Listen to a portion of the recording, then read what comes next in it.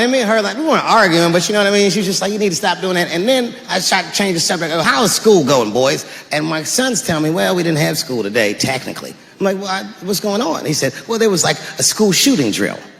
I never heard of this. You know what this is? They have drills that they make kids do where they practice what to do if somebody comes to shoot up their school. I'd never heard that before. I was like, what the fuck? Then I had to tell my sons the truth. I didn't want to tell them this shit. Son, listen to me. Fuck that drill. If somebody comes to your school and wants to shoot it up, I'm just going to be honest with you. You probably going to get shot, nigga. I'm just being real. You got a famous dad. I talk a lot of shit. They going to be gunning for you, little buddy. Just stay low and run in a zigzag pattern and don't try to save anybody, son. Do you understand me?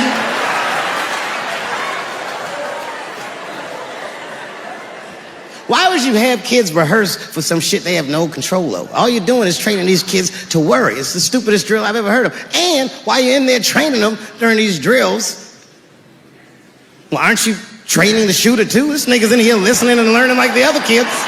Sit in the back. Where are we supposed to meet?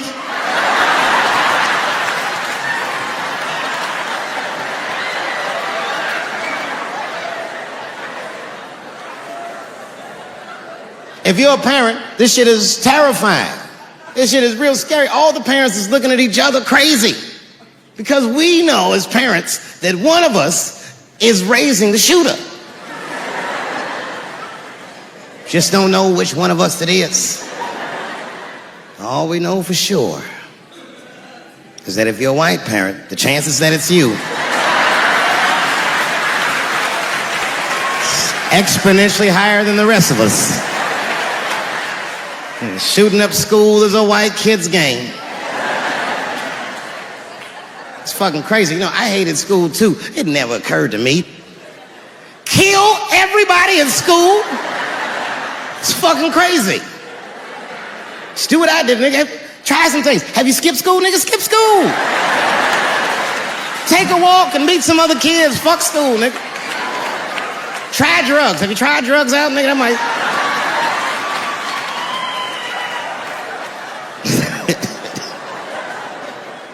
Some scary shit. I've given this a lot of thought. I don't see any peaceful way to disarm America's whites.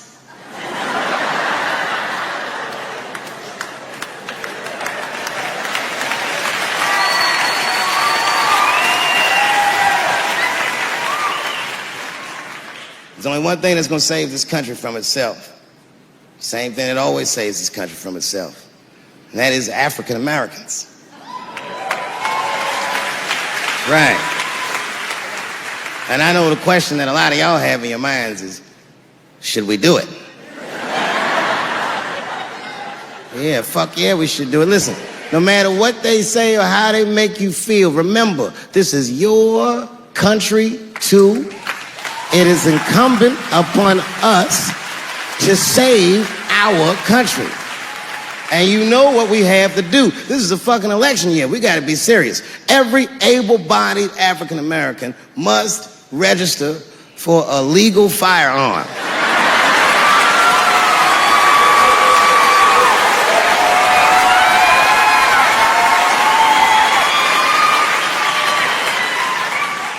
That's the only way they'll change the law.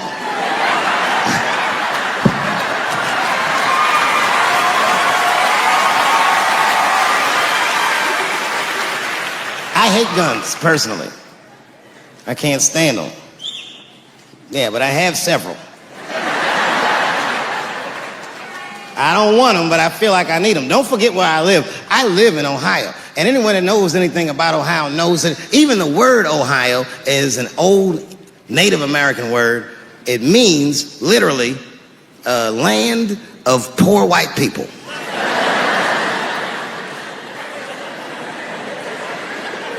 And I don't know what's going on down here, but in my experience, poor white people love, and I mean they fucking love, heroin. They can't seem to get enough of it.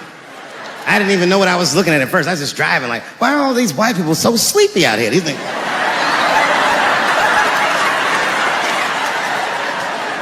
It's really bad. As a matter of fact, I was coming out of a nightclub the other night in Dayton, and I'd parked my car in the alley, and no one was out there. I didn't have no bodyguards or nothing. I was home. I figured everything was fine. And as soon as I opened my car door, all by myself, suddenly one of these heroin-addicted whites just pops out of a trash can. It scared the shit out of me. I screamed, "Ah!"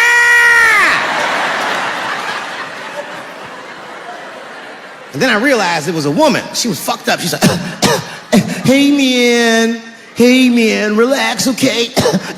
I'm sick, all right? I need some drugs, man. Please, I'll suck your dick for $5, man." I was like, ugh.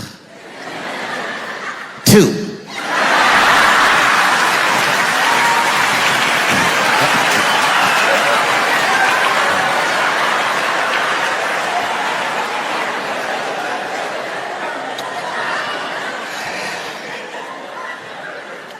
Obviously, I'm joking.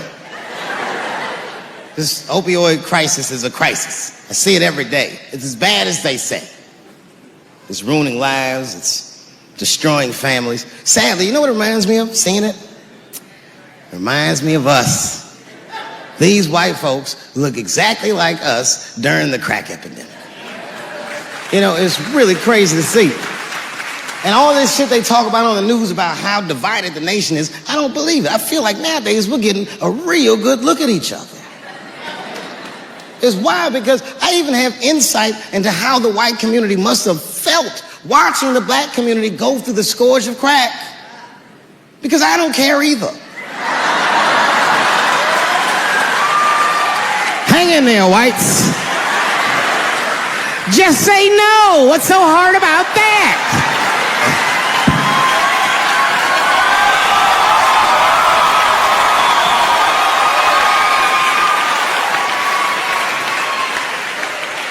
Remember when y'all said that to us? But it's okay. There's no grudges. Now you finally got it right. Once it started happening to your kids, you realize it's a health crisis. These people are sick. They are not criminals. They are sick.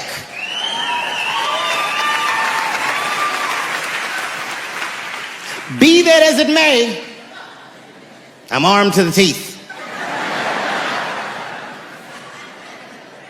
First gun I bought was a 12-gauge shotgun.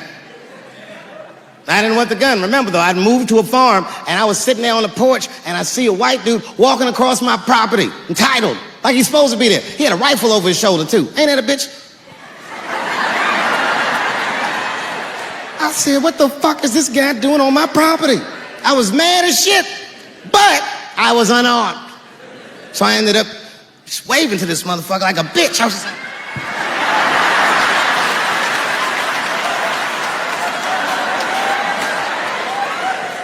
And as soon as he got far enough away, I ran to my car and sped to Kmart. This is in a rural white area. And remember, I was nervous because a guy was on my property. I'm black and I was sweaty. You know what I mean? And I ran to the gun counter, black and sweaty, sweating and black. And I looked up at the nigga, I was like, I look like a slave or something. I said, I need a gun immediately, like that, just like that. The guy didn't answer, no questions. He just grabbed a 12-gauge shotgun, handed it to me. I'd never even held a gun before. I'm not a dummy. I'm like, well, I need some bullets too. And the guy reached under the counter, put 2 box of shells on the counter. He said, all right, buddy, which box do you want? And I didn't know. One box had pictures of some ducks on it. The other box had a picture of some deer. I said, well, what's that box with them ducks? He said, oh, that there's birdshot. And then he goes just like this, I'm not exaggerating, he goes, that won't kill a man.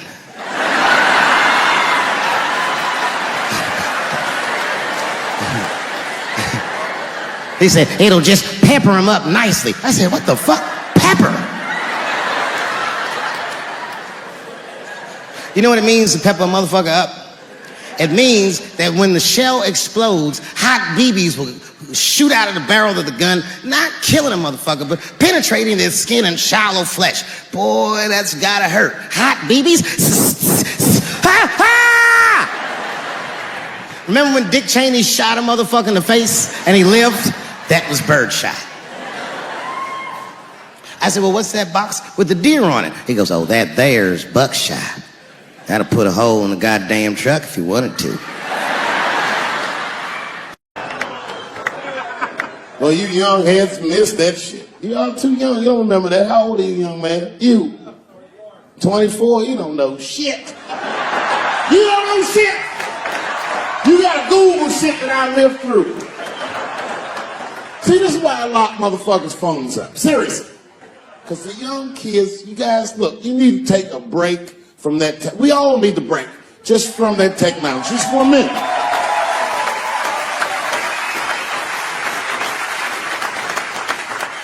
You know, I'm from a different time, young man, a dark time to you. I'm from a time that I didn't even used to know who was on the phone until I answered the shit.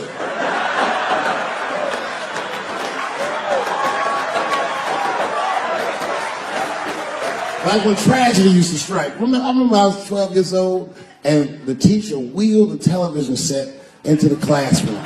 You know these things? And she turned it on to one of 3 channels.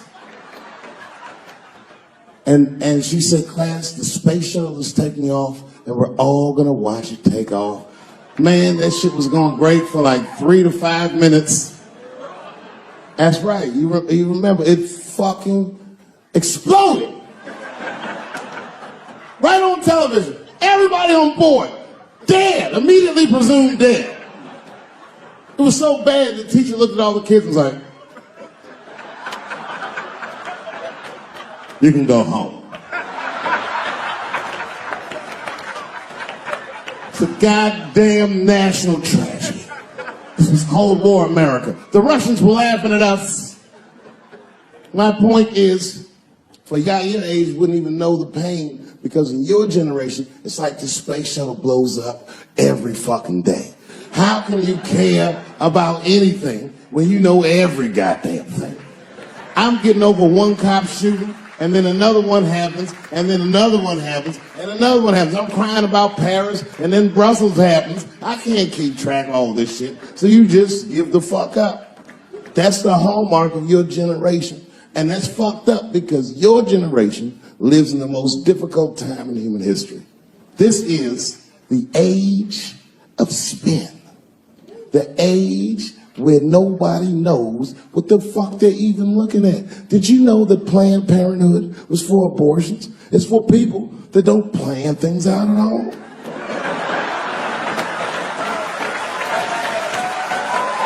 That's right. So a guy your age doesn't really know how he feels. Are you pro-choice? Are you anti-consequences? What does it all really mean? It's easier not to care for you. But for us, we were trained to care. We were raised that way. I used to watch a fucking cartoon when I was growing up called The Care Bears.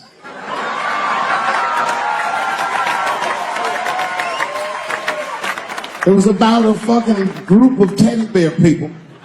They were like teddy bears, but they were like people. And they were all different colors. And they all fucking just walked around caring. They cared about each other and everything else.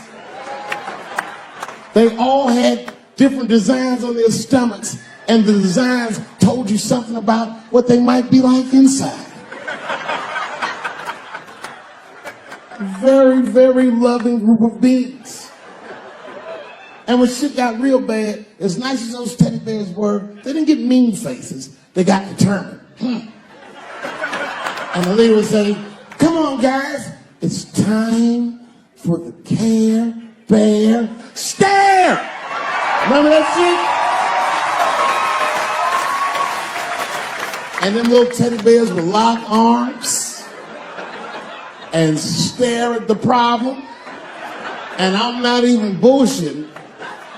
Actual love would shoot out of their chest and would dispel anything that was fucked up. And when we grew up, we wanted to be like those bears. And then we got our hearts broken. So we found out that life wasn't gonna let us do that. And that it's impossible to shoot love out of your chest. However, I have shot love onto somebody's chest before. And like Andrew Schultz, the best example, I think. He started doing those things like turn your phone sideways and these long rants, like 10, 15-minute rants with photographs and punchline after punchline after punchline. And then they did a whole Netflix special about it. Like he did a series of Netflix pieces on it. And what he did was he said, okay, I can't do stand-up, but this isn't stand-up, so I shouldn't do stand-up like this because there's no audience. So the key to this, and he figured it out. He's like, the key to this is you got to hit it fast. The punchlines have to come one after the other after the other. It's got to be fast-paced and with images. So like he would use all these visuals while he was hitting punchline after punchline. Oh, wow. He figured out a new way to do comedy. He figured out a way to do internet, Instagram, 10-minute comedy. Well, okay, but that's not, like you say, that's not stand-up. No. Like this thing that you're describing, God bless him, Yeah. that's not what I do. Yeah, it's different. Yeah, It's different. It's different than the way he does stand-up, which is interesting because his stand-up is slower. He holds laughs. He holds pause. He laughs at shit. He fucks around. He works a crowd a lot. His stand-up is loose. Right. He has fun. He's comfortable up there.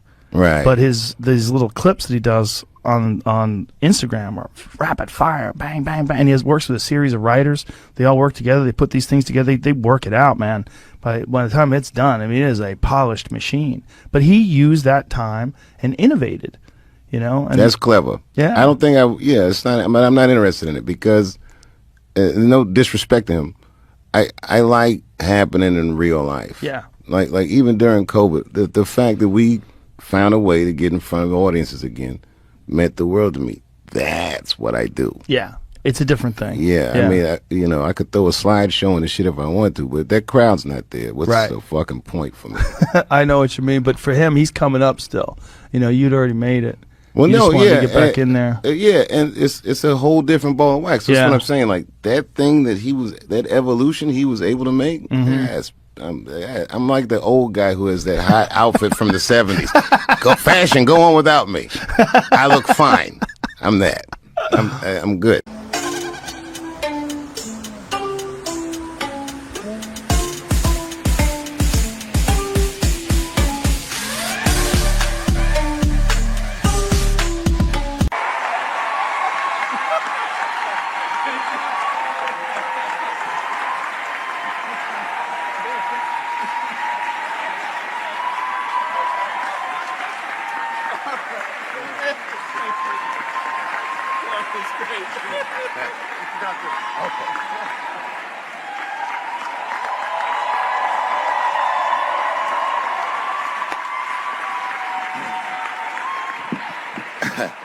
Man, I gotta tell you, when I was sitting here watching what all the other honorees have done with their lives, I started feeling like shit. Like, this is terrible.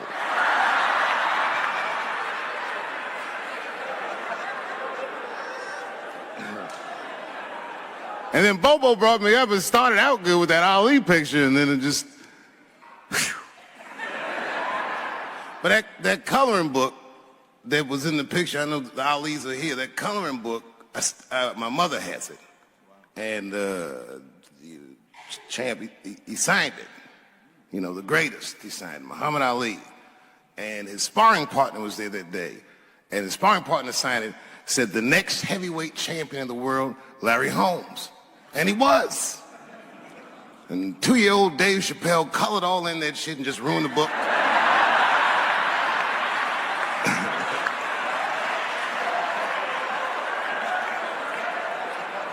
But I remember part of the book that I remember real vividly because I asked my mother about it when I was a kid. There's a part where there's a picture of Ali throwing his Olympic gold medal into the Ohio River. That's why it's so weird for me being here. You know, both my parents were very brilliant. My dad went to Brown in 1955. That's right. He told me at the time he was one of 3 black students. He said one of the guys got accused of a rape that he probably didn't commit. And the other guy killed himself, and Dad said, and I left. And see, that's what makes us Chappelle's great. We know when to quit.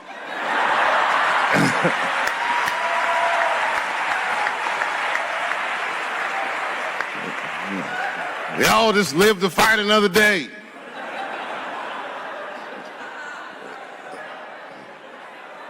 I gotta say, I'm very honored to be here, and I'm very honored to be here with the other honorees. Really, I'm like very humbled by you all, the work that you do, and you all make me want to be better.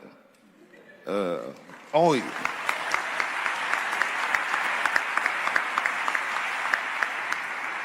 And you know, I was gonna stop doing stand-up for a while because 4 comedy specials in a year is like, that's a lot, you know. But you know, shout out to my colleagues in comedy. I just want to say that in a way, this for me belongs to my mother primarily, who was a African American studies professor, and a lot of the content that I say, she raised me well. I'm not an uninformed person. But also, you know, my colleagues in comedy, like comedians have been getting beat up pretty bad recently, and we're somehow nowadays expected to speak with the precision of attorneys or politicians. We are not. I always think of James Baldwin. You know, James Baldwin was one of my favorite writers because he managed to tell white people what they feel like to be around.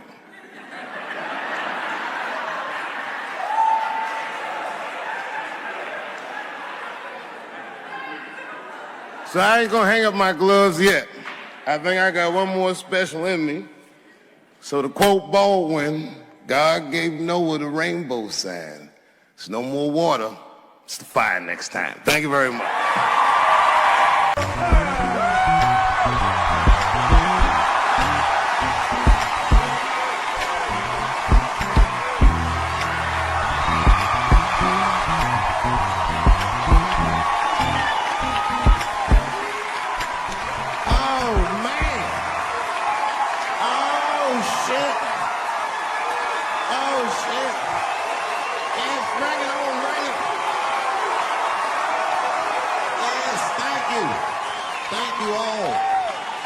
Thank you for coming. God damn. I did it big this year. From cable, nigga, goddamn. Thanks for coming out, and thanks for making a nigga feel comfortable in the gayest place on earth. You guys got Disney World jealous out this motherfuckers. Man, I didn't really think it was that gay at first. I was like, what is everybody? Because when I was coming out, everyone was like, man, that place is really gay. So what the fuck is everybody talking about? It's not so gay. And then I wandered into that Castro. God damn, I said, this is America's anus right here. This shit is deep. Went to that Tenderloin. There's nothing tender about that motherfucker at all. That shit was rough. The opposite of tender. I have never seen crack smoked so casually before. These niggas was sitting in front of Starbucks smoking crack and drinking coffee. I said, this is off the hook. Talking about politics.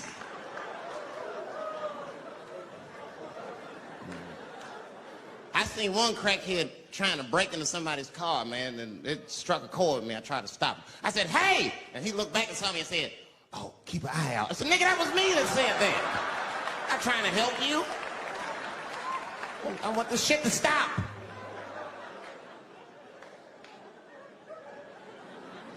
Crackheads are like that. I had a crackhead break my car window one time. Broke it! You know what he stole? Fucking candy bar I had lying on the seat. That's all he took. It's a goddamn candy bar. I was so mad. I drove around the neighborhood for 5 hours looking for a crackhead with chocolate on his face. I did that. I finally found when I grabbed that motherfucker and said, hey man, what's all this chocolate on your face, motherfucker? He looked confused. Chocolate? This is doo-doo, baby. I said, ah! Oh, man. This place is insane. But you know what I like about San Fran, and the reason I picked this city to do my special is because of all the major cities in America, somehow people get along here better than anywhere else I've seen in the country. That's right. That's right.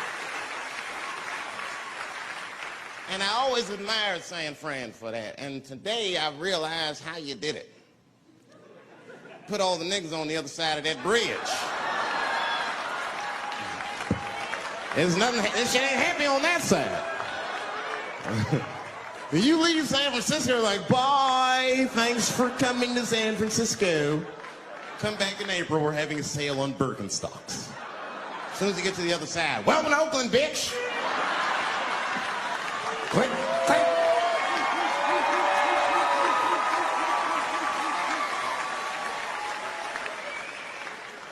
It's fucking crazy. But it also feel like it's the East Coast city in the West Coast. You guys got subways and shit. I'm scared of public transportation. I was on a bus that was held hostage 45 minutes. It wasn't life-threatening. I don't want to give you that impression. It was a dude jerking off, but the shit was scary, son. It was scary. It was right before it happened, I was on the bus smoking a cigarette. It's a long story. That's not the coolest shit I ever did. And people freaked out. Sir! Sir, put that goddamn cigarette out, okay? This is everybody's air, sir. I flicked it. I didn't want any trouble. And just at that moment, coincidentally, this homeless dude, out of nowhere, pulls his dick out. Started beating off. And I was furious. Because nobody said shit to this guy. They were just looking like, oh, God. I was the only one on the bus that had the balls to say anything to him. And it's not even like I was brave, really. It was that, you know, I was sitting next to the motherfucker. I had to say something. Come on, dog, you hit my elbows. Stop. Son, stop. That's all I said. I didn't want to say too much. The guy's beating off on the bus means there's something wrong with this motherfucker. He's not wrapped so tight. I didn't want to push him over the edge.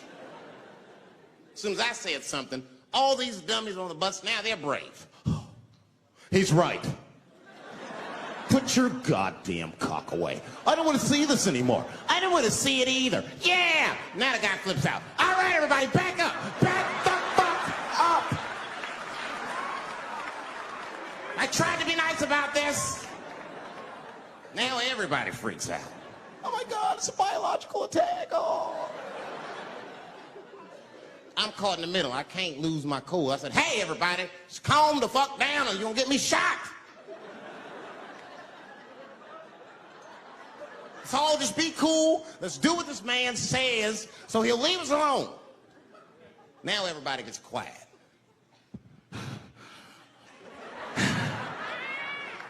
That's better. That is better. And then he started walking up and down the aisles, just terrorizing us.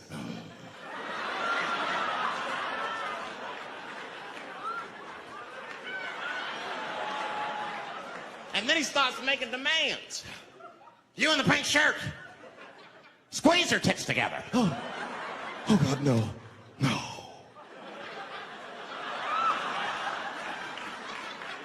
You, stick your finger in your butt. Why? Oh God, why is this happening? Oh God, oh God. He was working my way. Shit was tight. Just that minute. I got saved, dudes. I was so lucky. This guy at the other end of the bus, he snapped. He lost his mind. I've seen it happen. Ah! He screamed out, rush him! He can't come on all of us and charge me out. Ah! And it was like a movie. This homeless dude seen him coming and shot one off. Ah! I dodged that shit like the Matrix. Niggas, oh.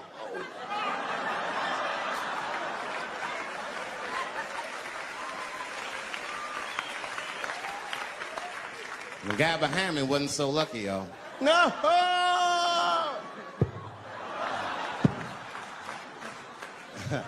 That shit was gross. It didn't kill him, but it was, I'm sure that fucked his day up. You're not gonna have a normal day if the homeless dude busts a nut on your forehead and 8:30 in the morning. That's a wrap on the rest of the day. Ah! This guy was freaking out. It burns! Oh! Oh! Everyone was standing around looking at him. Even the homeless dude felt bad. I guess he was finished. He came back to his senses. Oh, this is my stop. I said, relax, motherfucker. I had to say something. Relax. Oh, I can't. I got AIDS. I know it. I said, you can't get AIDS from a homeless dude busting a nut on your forehead. That's not how it spreads. I don't even know if that's just true. That's just what I told him, man. He was so scared I had to say something. I don't know where AIDS comes from. Who the fuck knows? Scientists don't even know. Scientists still say AIDS started because somebody had sex with a monkey. Word. After all this research, this is the best explanation that you came up with, mother. Nobody fucks monkeys and people, you idiot. You either fuck monkeys or you fuck people. That's it. There's no in between. You're not gonna get some monkey pussy on Tuesday and then be like, oh, let me call Charlene on Thursday. No. Once you fuck a monkey, that's a firm decision. I'm out of the human pussy game for good. It's ridiculous. You act like monkeys are just as open as waiting for people to fuck them, man. It's ridiculous. But the monkeys don't want to be fucked by people. Think about it. Think how hard it would be to catch a monkey and fuck it. That's ridiculous. That's how it had to go down. You think you're just gonna walk up to him in the woods and bribe this nigga with fruits and bananas? Hey, buddy. Hey.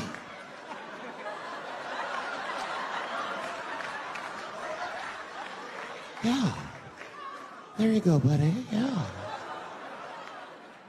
Yeah. There you go, your big bright red ass.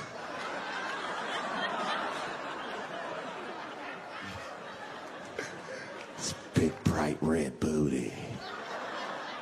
You know how strong a monkey is?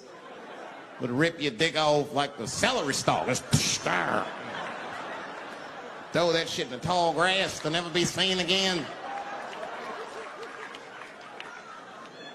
Hey, dog, we gonna go to the club, pick up some girls. You trying to roll? Nah, man, I'm cool.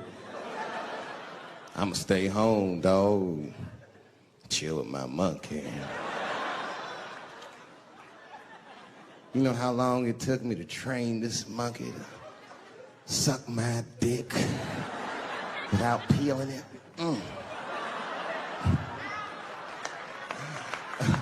Last night, Chim Chim jerked me off with his feet. Nigga, only a monkey can show you that kind of love and tenderness. So y'all can keep fucking these people if you want, niggas. More monkey pussy for me. Hooking up with an orangutan next week. That's all I fuck is chimps and orangutans. You know who I feel real bad for is Indians. Everybody feels bad for Indians. They get dogged openly because everybody thinks they're dead. These motherfuckers are not all dead, all right? With my own eyes, I've seen a gathering of 1,500 Native Americans. They were all gathered in one place. The place is called Walmart in New Mexico.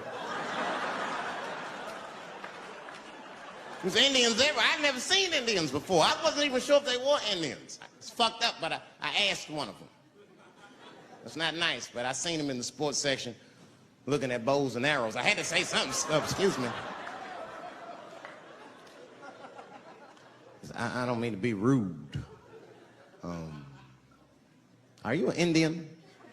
And he was cool. Yes. Yes, I'm Indian. Still didn't believe him. I had to test him to be sure. This is fucked up. But I had a gum wrapper in my pocket, so I balled that shit up and I threw it on the floor. And a single tear came out his eye. I said, oh shit. I had so many questions. So what tribe are you from? I am a Navajo. I said, word. I studied you in social studies. You're a hunter-gatherer, correct? He said, I guess so. That's what you wish to call it. I said, why? What do you call it? He said, I am an alcoholic.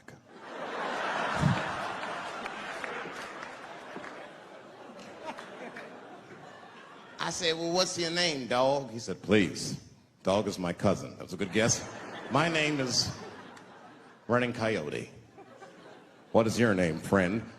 And that shit caught me off guard. I mean, I didn't want to say my name was Dave to a motherfucker named Running Coyote. This don't feel good enough. He was putting me on the spot.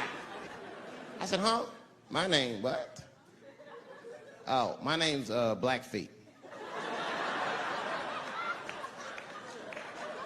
Then I changed the subject. Forget about me. What's going on with you? I want to meet your chief. Why don't me, you, and your chief and your friends get together tonight? We could have a real live peace pipe smoking ritual. We need to celebrate, nigga. I thought you were dead.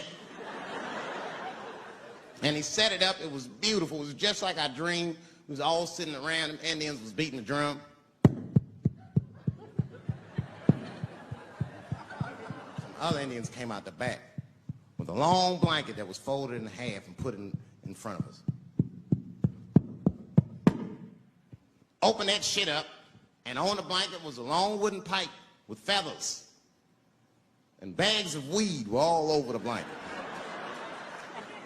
And Chief walked over.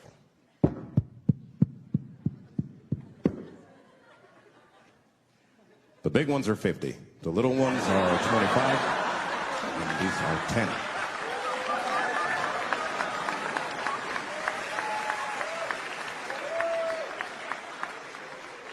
Me and those Indians got high as shit. I was baked. I told the chief, we was talking, I cut him off. Time out, chief. Sorry to interrupt. I'm fucking smashed, man. The weed's too strong. I'm itching. This is PCP. The spirits have got me.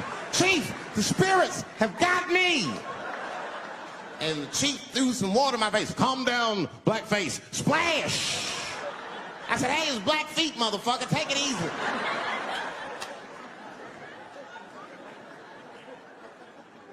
Blackfeet, you're welcome to stay amongst me and my tribe for the night until the spirits leave you.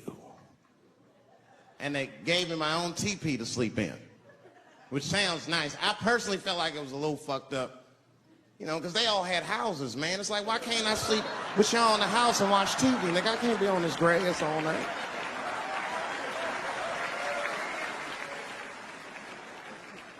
Man, Indians is rude, man. Everybody's rude. Indians, they eat nasty food. All they ate was corn and shit.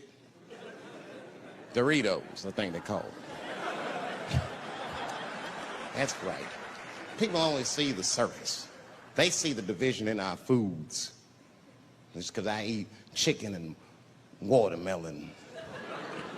They think that that's something wrong with me. Let me tell you something. If you don't like chicken or watermelon, something's wrong with you, motherfucker. There's something wrong with you. Where are all these people that don't like chicken and watermelon? I'm sick of hearing about how bad it is. It's great. I'm waiting for chicken to approach me to do a commercial, nigga. I'll do it for free, chicken. It's the least I can do. They make fun of Latin people for eating, what y'all eat? Beans, rice, corn. Listen, that's not a reason to hate a motherfucker, all right? It's funny, but it's not a reason to hate. The only reason these things are even an issue is because nobody knows what white people eat. You've been very good at keeping that shit a secret amongst yourselves. I study white people. You don't know that. I'm writing a paper on you. Not even for school, nigga, just to do it, just to get, I'm just doing independent research. I'm spending my money, that's why I'm working so hard. I follow you around grocery stores, they freak out. I just try to peek in the cart, they always say, get away from my cart, nigga, what are you looking at? Chicken and giblets are over there. You must be lost. These are vegetables.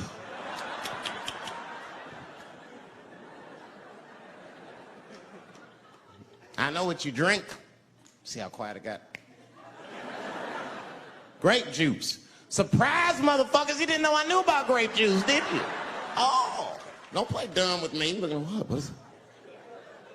A lot of black people don't have the privilege of knowing about grape juice because they have great drink. It's not the same formula that you get.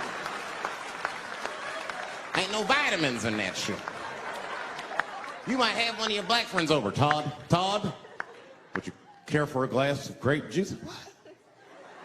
Nigga, what the fuck is juice? I want some grape drink, baby. It's purple. I don't think I know what a grape drink is. What? I have some apple juice if you want. What the fuck is juice? I want some apple drink. Scream.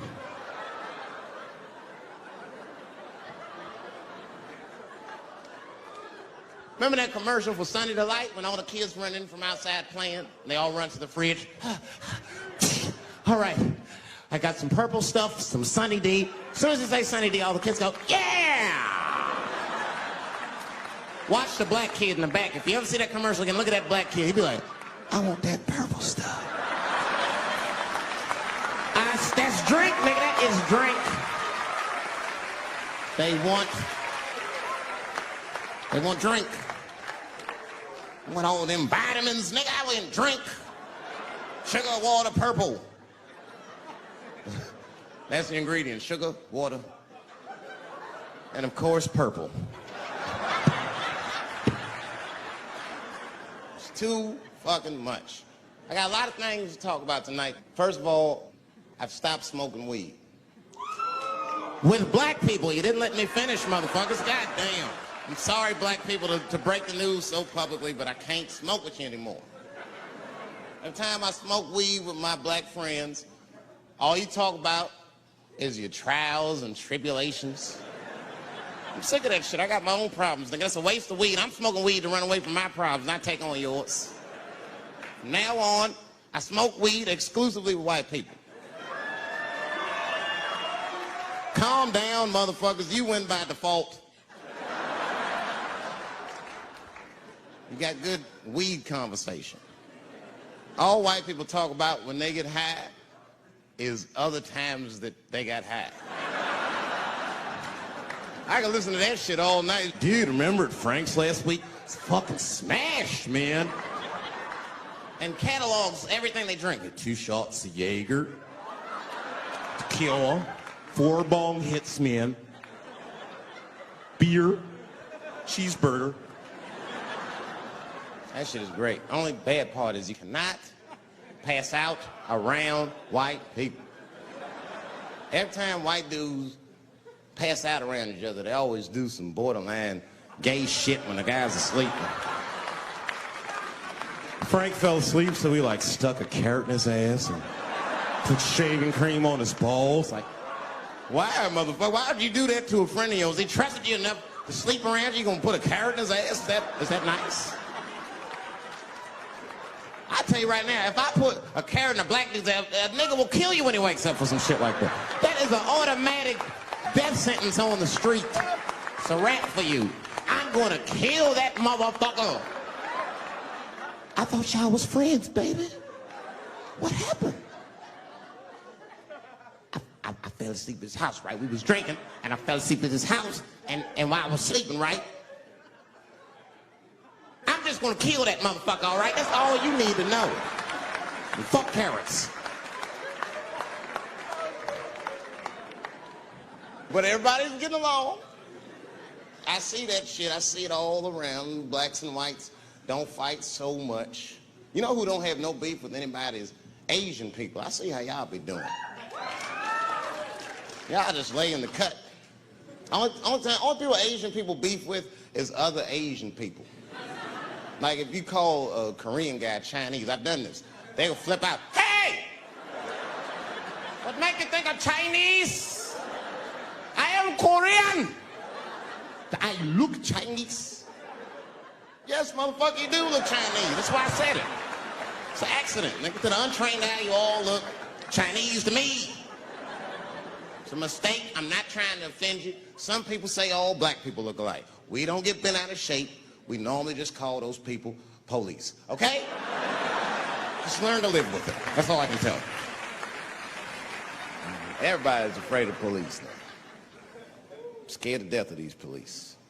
I am, nigga. I got a police scanner. First money I got, this is the first shit I went out, bought me a police scanner. I just listen to these motherfuckers before I go out, just to make sure everything's cool. You hear shit on it. Calling all cars, calling all cars. Be on the lookout for a black male between 4'7" and 6'8".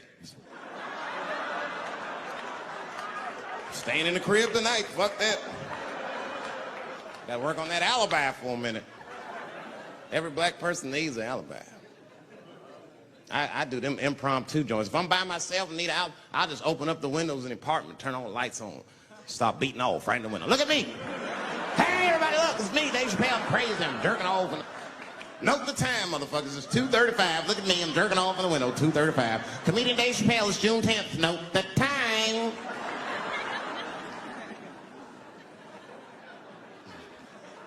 That shit could save my life. Officer David Chappelle couldn't have done that. I saw him in his window masturbating from 2:35 to 2:37. I'm certain of it. He was standing on a clock and holding a calendar and today's paper. Fuck, I need an alibi. I can't be no celebrity. This shit is just the worst. I'm seeing it. I see why stars are crazy now. These motherfuckers. I went to Disney World with my kids, which is a big deal for me. I don't get to see my kids so much. I do Chappelle show 20 hours a day, sleep for like half an hour, raise my kids for 10, 20 minutes, and I go back to work. Now, this particular day, I got to hook up with the kids. We went to Disney World. Everybody at the park, fucking everybody. Hey, Rick James, bitch. Hey, I'm Rick James, bitch. It's like, hey, man, hey. You mind not calling me a bitch in front of my kids? Time out, motherfucker. We take a day off.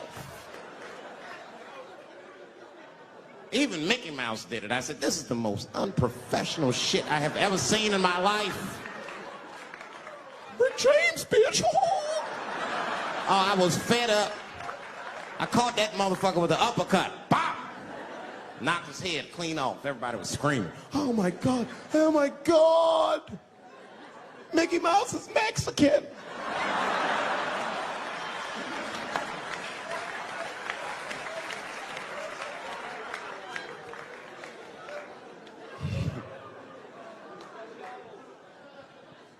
I had a terrible time in Disney World. Disney World is like a whole nother country anyway. They got their own currency. That shit is ridiculous. As soon as I check in the hotels, welcome to Disney World, Mr. Chappelle. Can we interest you in some Disney dollars? Nah, man, I'm cool. You can't buy weed and pussy with Disney dollars. Like, I'm on vacation. I like them greenbacks. You know what I'm saying? It's the kind of money people spend. People is very particular about that. I saw that. That was one of the main stories from the war. It was the first big thing we did was they said, now that Iraq has been liberated, we have managed to take Saddam Hussein's face off of the money. And I'm not gonna lie, when that press conference came off, I was like choked up. I was actually proud to be an American because that is a very subtle psychological nuance of oppression to have a dictator on your money. And it's thoughtful to be able to take that motherfucker off for the goodwill of another person, right? But then I thought, well, if you could do that for Iraq, what about our money, man? Our money looked like baseball cards with slave owners on it. George Washington is the worst of the worst. Yes, I said it. You mythologize this motherfucker like he was the greatest dude, man. If I went back in time with a white person and we saw George Washington walking in front of our time machine, my white friend would probably be like, oh my God, Dave, look, there's George Washington. It's the father of this great nation. I'm gonna go shake his hand. I'd be on the other side like, run, nigga, George Washington. And we'd both be right. You like him because he wrote the Declaration of Independence and all that shit. We hold these truths to be self-evident. All men are created equal. Go get me a sandwich, nigger, or I'll kill you. Liberty, justice for all.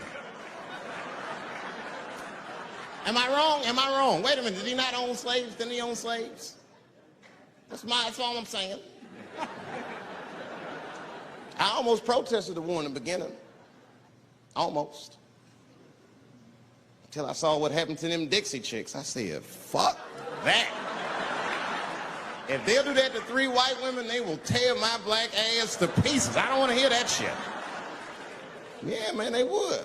But I'm like, for real, why you care so much what the Dixie Chicks say? It's not like they political scientists or nothing. They just bitches that can sing good. You know what I mean? Stop worshiping celebrities so much. Just don't listen, don't pay attention.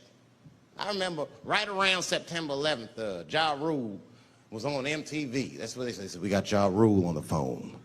Let's see what Ja's thoughts are on this tragedy. Who gives a fuck what Ja Rule thinks at a time like this? Nigga, this is ridiculous. I don't want to dance. I'm scared to death. I want some answers that Ja Rule might not have right now. I think when bad shit happens to me, I'll be in the crib like, oh my God, this is terrible. Could somebody please find Ja Rule, get hold of this motherfucker so I can make sense of all this. Where is Ja? I need Ja Rule.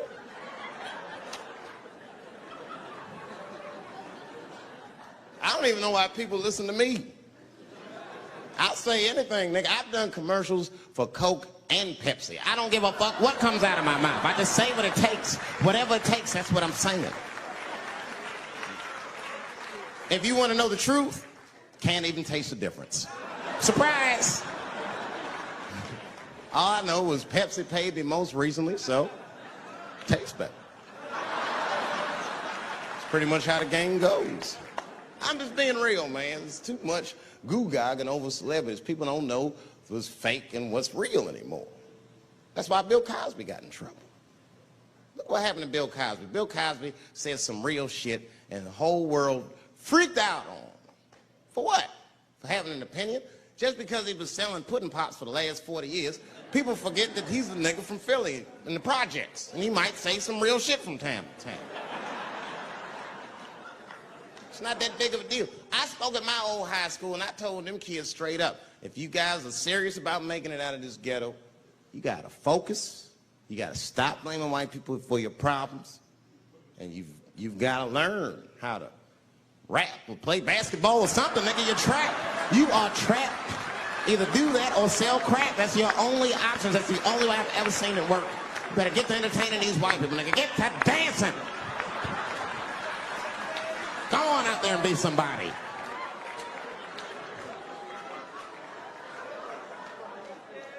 I just hope they listened.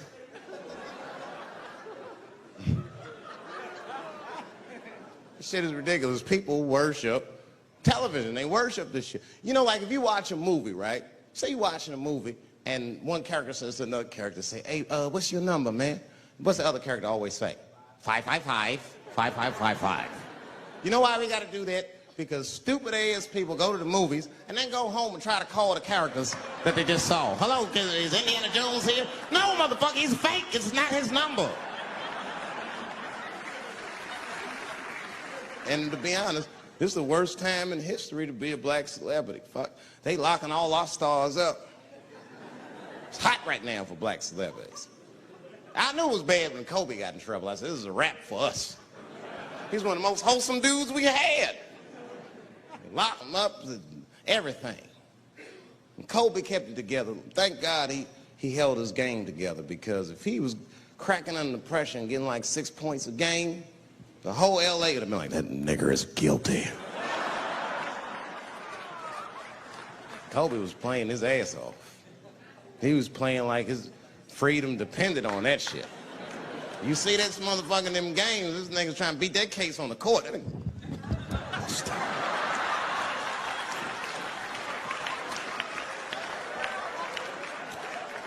Like the judge threw him the ball, like, play for your freedom.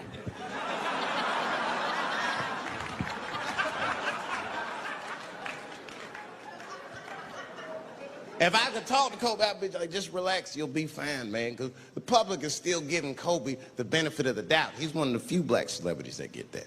Not because he's a celebrity, more because, you know, the girl showed up with 8 different semens to the investigation. You can't do that.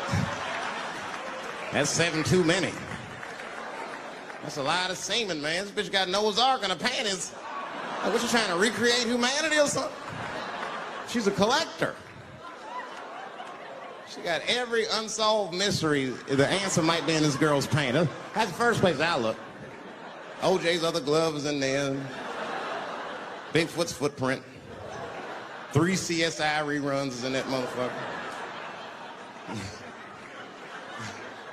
We got the most diabolical draws ever.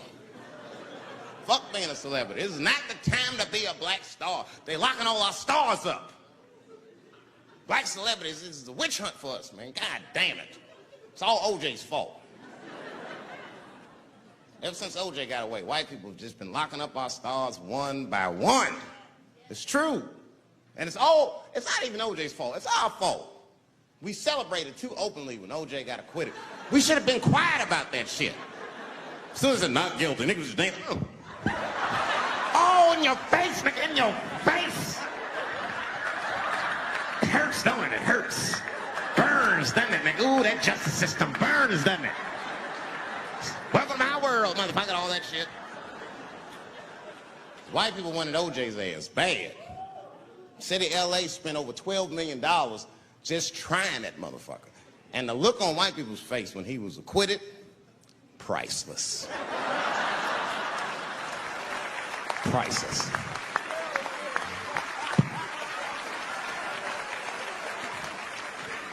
And that's why I don't trip off of being a celebrity. I don't like it. I don't trust it.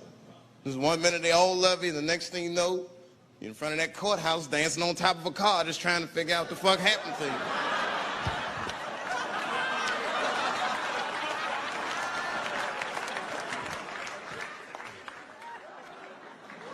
That's what I'm waiting for, because the timing of this Michael Jackson shit is what makes me doubt it.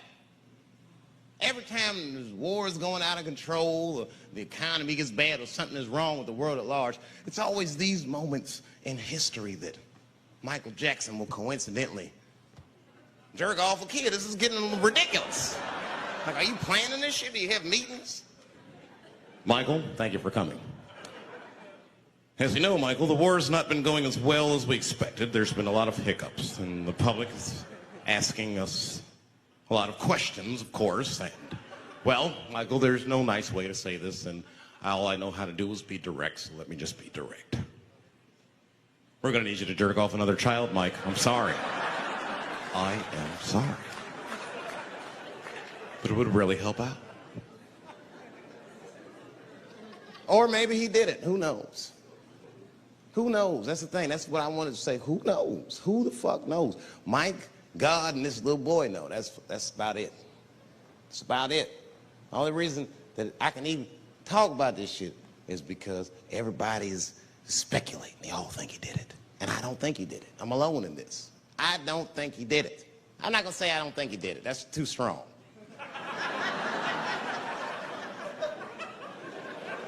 Let me just say I am reserving judgment until all the facts come out.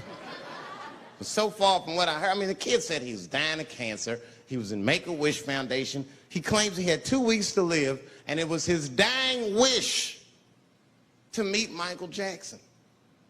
Come on, man, give me a fucking break. This kid is 10 years old. He don't remember Thriller. The fuck you want to meet Michael Jackson for, honestly? I remember Thriller, and I just, like, kind of want to meet this nigga. Like, I wouldn't break an appointment to meet him. I'll put it that way. I'd have to already be free. That's ridiculous. That's like if I'm dying in 2 weeks and go, oh, mama, get me in a room with Chubby Chuckle. I wouldn't want to meet that motherfucker. My last 2 weeks. Why not Usher or somebody like this? So then the kid claims he goes to Michael's house. This is where it all gets crazy. He does everything you'd expect at Michael's house. They climb trees and rode roller coasters and Ferris wheels. The chef made cookies, pies, and cakes. They was petting a monkey and the giraffe, sang songs, kid shit. And in the middle of all this childlike activity, for some reason, Mike pulled out some wine and some pills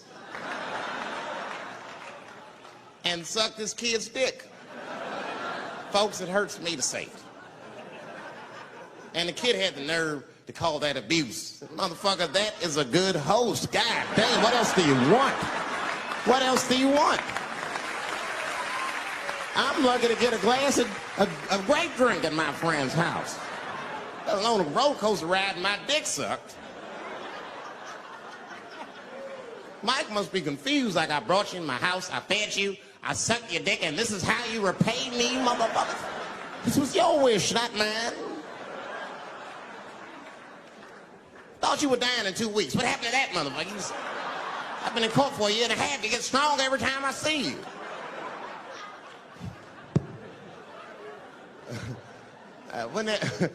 This is fucked up. I shouldn't even say this fuck. Wouldn't it be some ironic shit if they found out through this case that the cure for cancer was Michael Jackson sucking your dick somehow? Like if Mike had powers like Green Mile and all the kids like, please, Mike, suck our dicks. Never again. He didn't appreciate it. Can we at least study your saliva? Please, Mike.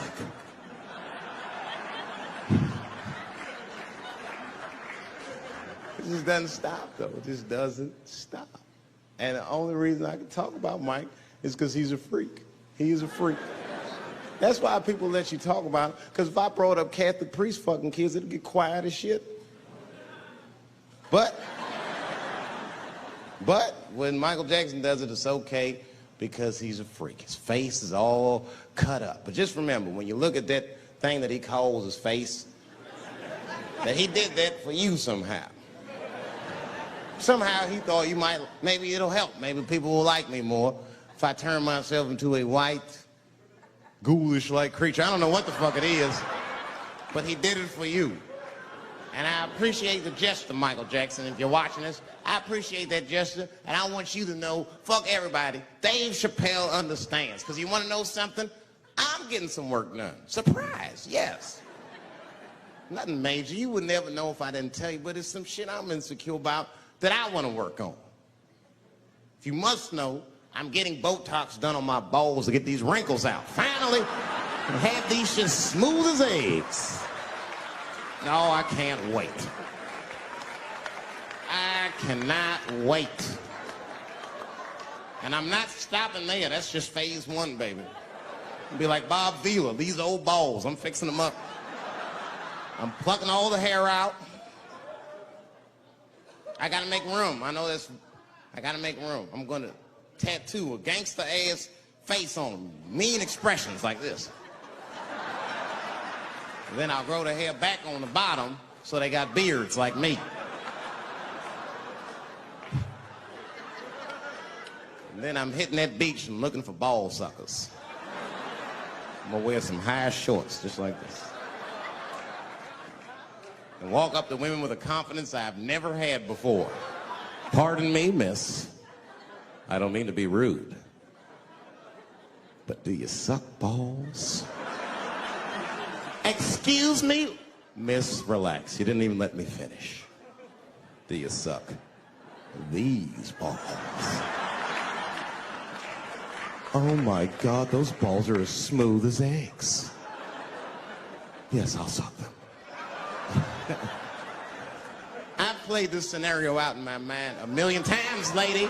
That's how it always ends. Yes, I'll suck those balls. All our stars, man. R. Kelly pissed on his victim. I know, it was rough. But I mean, again, I can't even judge R. Kelly. First of all, we don't know if these allegations are true, and not even if they are true. If you want to know how I feel about it honestly, if a man cannot pee on his fans, I don't want to be in show business anymore because, well, that's why I got in the game, baby. I got dreams too.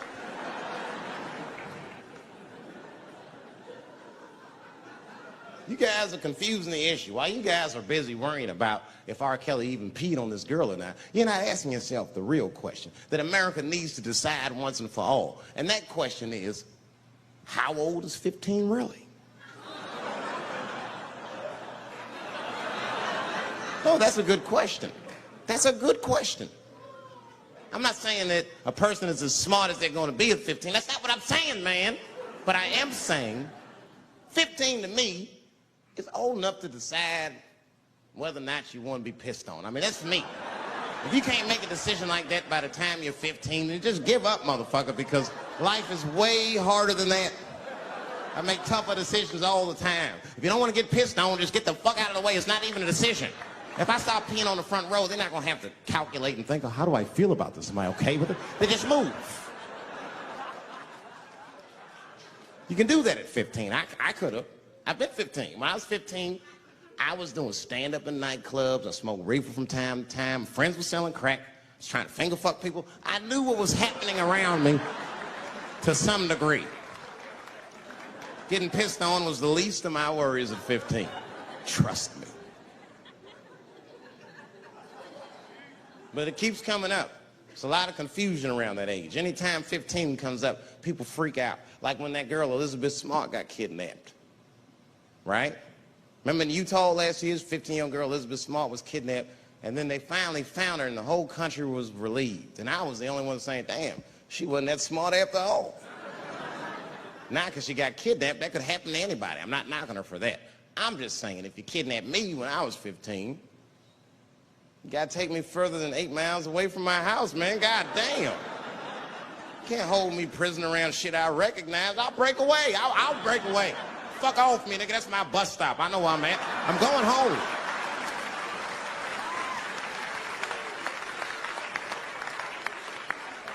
She was missing for 6 months, 8 miles away from my house. That's 2 exits, man. That's nothing. And while she was missing, during this half a year that this girl is missing, there's a 7-year-old black girl gets kidnapped in Philadelphia. Nobody knows her name. They might have talked about her 2 or 3 times on the news, but she should have been the top story because she chewed through the ropes and had both of these motherfuckers in jail in 45 minutes flat. 7 years old. I'm not making this up. These 2 crackheads kidnapped her and took her back to the crack house and tied her up. And then they left her. They're crackheads. They got to make moves. Crack, smoke, chocolate to eat. These motherfuckers made moves. It was out. But as soon as they left, this little girl got the nib on. She was kidnapped at 4 o'clock and at home watching herself on the news at 5:30. That shit is crazy. That's a news story. That is a news story. Now, meanwhile, in Utah, 15-year-old Elizabeth Smart's captors left her alone, too. And they didn't even tie her up because they're hillbillies. They just bounced. Don't try to escape, bitch, or we'll kill you. Be right back. They leave. And she's 15, sitting in the house by herself. How am I going to get out of this? Come on, Elizabeth, think. Think, Elizabeth, how am I going to get out of here? Why don't you just open the fucking door and go outside? Have you thought about that? Do you have a quarter? Do you know your phone number? You're 15, bitch. Run. Stop thinking and stop making moves. I know I sound mean, and I know what the people are thinking when I'm saying this. Dave, she is only 15. All right, but that's the discrepancy, because when you talk about a little girl like Elizabeth Smart, then the country feels like 15 is so young and so innocent. On the flip side, here comes 15 again. Now we're talking about a 15-year-old black kid in Florida. This black kid accidentally killed his neighbor when he's practicing wrestling moves that he saw on TV. Now, was he a kid? No. They gave him life. They always try our 15-year-olds as adults. This nigger knew what he was doing. It's a goddamn pile driver. This kid gets on the ropes, there's no stopping him. You'd have to send the Rock to arrest him. And they gave a 15-year-old boy life in jail. If you think that it's okay to give him life in jail, then it should be legal to pee on him. That's all I'm saying. You got to make up your mind across the board how old 15 actually is. That's all I'm saying. So I'm going to tell you right now, if somebody comes in here and puts a gun in my head and says, Chappelle, you got a choice to make. You're either going to jail for a month or we'll let you go, but you got to let R. Kelly pee on you. I'm not hesitating. Bring in R. Kelly and tell him to stay away from my ass. I'd rather get pissed on the outside than fucking the butt on the inside, son. I can't go to jail with some smooth Botox balls and think everything's gonna be all right. It's not that kind of place. Take my chance with that piss. Piss will wash off with a 10-minute shower, I'm certain of it. There's piss coming right out. What can I do? They're gonna put me in jail. Society's changing rapidly. Can't smoke indoors. What the fuck is that all about? I got kicked out of titty bar for smoke. No, that shit was ridiculous. The stripper did it. The stripper came up like, your smoking is a health risk for me. I don't want to work in this kind of environment. Bitch, you have your gonorrhea-infested pussy in my face. You started it.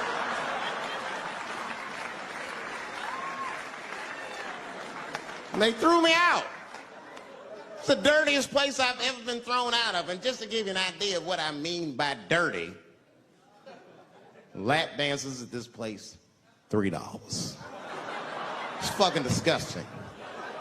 And at the same time, who could pass up a sale, son? It was $3. Of course I did it. It's only 12 quarters. Said, I'll break a 5 for that. I've never seen somebody work this hard for $3. This lady must have been a throwback to the Great Depression. She was all over me. It's the first time I ever told a stripper to get off me. All right. Yeah, thank you very much, miss. Thank you. That'll be all. That's enough. Thank you. Hey! Hey, get off of me! Whatever happened to lipstick on the collar, lady? I have a shit streak on the middle of my shirt. How the fuck am I gonna explain this when I get home? Huh? Oh no, baby, me and Bob were playing basketball and Bob dunked on me, he was hanging on the rim and his pants fell down. I was checking him close, I think he's swinging and his butt cheeks might have, his butt cheeks I think caught my shirt. I don't know why I was playing ball in my dress shirt. I just was, it was midnight, I don't know what the fuck. Just let me think, that's when you know a guy's lying if you say shit like that. Hold on, just let me think. The man will say that to you. Hold on, just let me think for a minute. Can I think?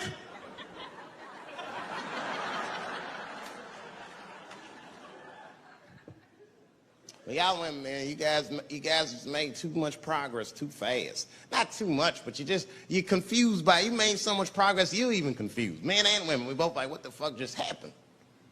Because women got all this money now, but they still like women. Like, oh, you never take me anywhere anymore. And the dude be thinking, bitch, you got more money than me. You never take me anywhere anymore.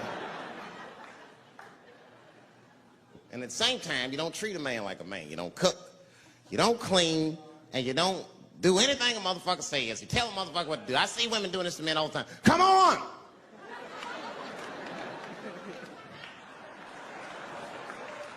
No man wants that shit. So want anybody that tell me what to do that much. You gotta work with me. Like if it makes a man feel like a man to watch the game, then just let him sit there and watch the game for a minute. And if he happens to look over at you while he's watching the game, don't look at him all mean and make him feel guilty about watching it.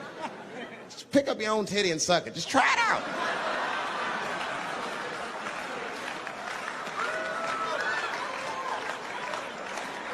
He will instantly remember why he fell in love. Oh, that's right. Forgot my girl sucks her own titties from time to time. I can't walk away from that. It's too hard to find. You see, that took 20 seconds. You still can be as busy as you want. Just suck your own titty and everything's cool. Well, how about this? If you're making love to your man, you're already making love, might as well spice it up, right? How about this? I personally like it. I like it when a girl tells me where to come. Don't like it when a girl tells me when to come. I hate that shit. Don't come yet. Oh, bitch, all these rules.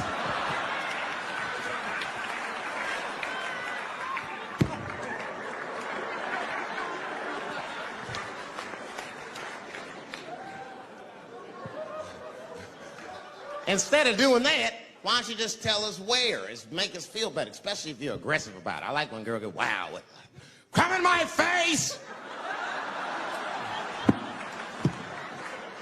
Stick your chin out like a boxer. Bring it on, motherfucker! You're a bum!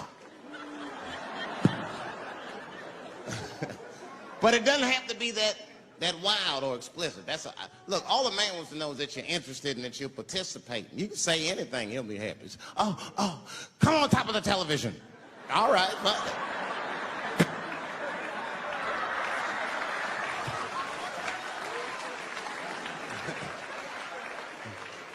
The weirder the place, the better. Oh, come in my fishbowl. Damn, fishbowl.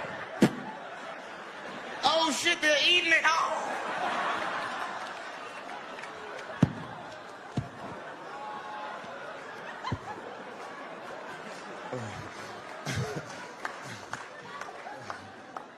Fish love it when I come over.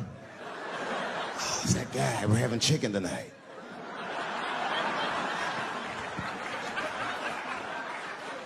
You guys, man, thanks, man. It's been the best year of my career. By far. I appreciate you guys watching me. Because I do it for my kids, brother, man. And my kids are off the hook. You think I'm a bad motherfucker. Wait till you see the 2000 model Chappelle. This nigga is off the hook. My sons are bad. My oldest son is 3. This nigga made me a necklace out of macaroni. I said, this shit is baller. He painted the macaroni green and put it on a string. He tied it on my neck and he told me he was proud of me. And I got choked up. And he thought I was sad. That's how smart he was. He says, are you sad, Daddy? And I said, no, I'm not sad. You're too young to understand this, son. But this is fucking crazy. You used to live in my balls, man. Now you making jewelry out of macaroni. You a bad motherfucker. Long live Chappelle's.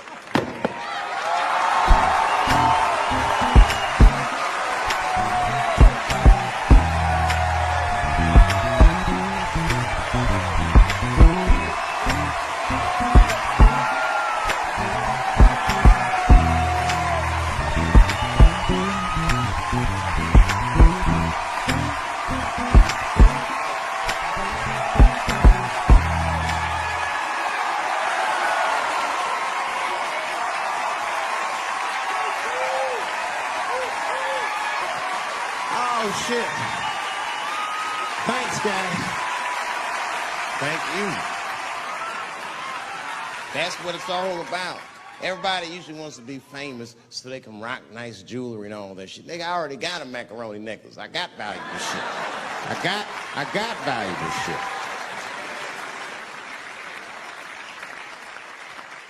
Not in it for that. Only kind of shit I want to do with fame that's like decadent is I want to go to Vegas to the $5,000 blackjack table. And I don't even want to play. I just want to be such a big star that I could go up to one of the players in a tight hand and put my dick on their show. And I'm such a celebrity, they think it's funny. Hey, what the fuck? Oh, shit, Dave Chappelle. Wow. And get on the cell phone. You are not going to believe whose dick is on my shoulder right now. And this guy's balls are smooth as ass. He's had some work done.